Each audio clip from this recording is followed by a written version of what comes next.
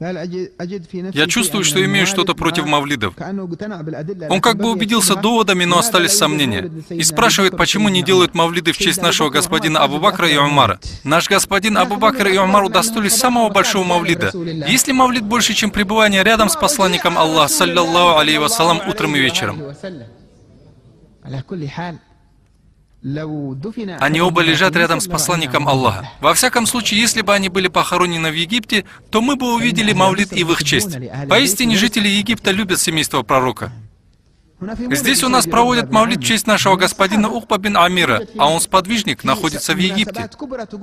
Есть также мавлиды в честь шахидов Бахнаса, они также сподвижники пророка, саллаллаху алейхи вассалам. Поэтому мавлидов проводят много. По разным данным, там похоронено от 60 до 5000 сподвижников, да будет доволен им Аллах.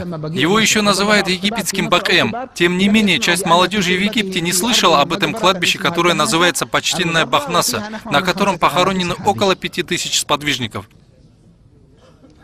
Не верь тому, кто тебе говорит, что проведение мавлидов в их честь является делом шиитов-фатимиадов и не имеет отношения к сунне пророка, саллаллаху алейхи вассалам. Это неправильные слова, потому что у нас здесь, в Египте, проводят мавлид в честь имама Шафии, также в честь Ибн аль-Фарида, а он не из семейства пророка. У нас проводят мавлиды в честь многих наших имамов. Сколько можно перечислять, и они не являются членами семейства пророка, но они из тех, кто любит семейство пророка. Например, семейство Салмана проводят мавлиды, и не возникает никаких вопросов. Не позволяй тем, у кого больные сердца, чтобы от их сердец к тебе переходила болезнь отдаления от семейства пророка, саллаллаху алейхи вассалам. Они говорят, вы упомянули семейство, почему не упомянули асхабов?